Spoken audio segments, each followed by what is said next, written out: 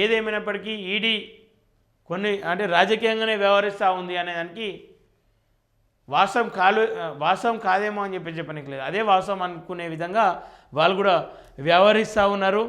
ఎందుకని చెప్పేసి అంటే చాలా ఏళ్ళుగా అంటే దాదాపు మూడోసారి బీజేపీ ప్రభుత్వం ఉండడం, ఇప్పటి వరకు ఈడీ అనేది ప్రభుత్వానికి కావచ్చు అంటే పార్టీలకు వ్యతిరేకంగా కేవలం రాజ్యాంగ రక్షణలో, మనీ లాండరింగ్లో ఇట్లాంటి అనేక అంశాల్లో వాళ్ళు ఇన్వాల్వ్మెంట్ కావాలి.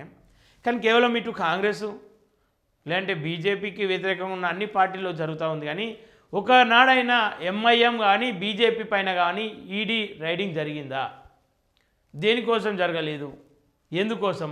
ఈడీకి మోడీతో సంబంధాలు లేవు కదా, ఈడీ మోడీ వేరు కదా, మరి ఎందుకని చెప్పేసి ఈడీ మోడీని కాపాడుతుందా, మోడీ ఈడీని కాపాడుతుందా అర్థం కానటువంటి సందర్భాలు ఉన్నాయి. దీంట్లో మధ్యలో ఎంఐఎం పైన కూడా ఇప్పటి వరకు ఒక్క రైడ్ జరగలేదు.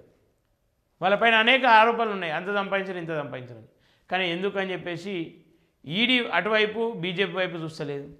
ఒకవేళ నిజంగానే ఈడీ అధికారులు రైడ్ చేసినప్పటికి కూడా వాళ్ళు బీజేపీతో పొత్తు పెట్టుకున్నా, మాట్లాడినా, వాళ్ళతో కలిసిపోయినా వాషింగ్ పౌడర్ నిర్మా అంటూ ఒక యాడ్ వస్తుంది కదా, చాలా ట్రెండ్ కూడా అవుతూ ఉంది. ఆ విధంగా వాళ్ళ మొత్తం తెల్ల బట్టలతో బయటకు వచ్చినట్టు, వాళ్ళకి అసలు ఈడీతో సంబంధం లేనట్టు, అసలు ఈడీ వాళ్ళపైన రైడ్ చేయనట్టు ప్రవర్తిస్తూ ఉన్నారు. దానిపైన ఖచ్చితంగా కోర్టులు కూడా సరైన నిర్ణయం తీసుకోవాలి. ఎందుకంటే ప్రభుత్వాలు ఏదైనా సరే, పార్టీలు ఏదైనా సరే, అల్టిమేట్గా ప్రజల మేలు, రాష్ట్ర దేశ భవిష్యత్తు చూడాల్సిన బాధ్యత ఈ ఏదైతే పార్టీలకు సంబంధం లేకుండా ఏర్పడేటువంటి ప్రభుత్వాల పైన ఖచ్చితంగా ఉంటుంది.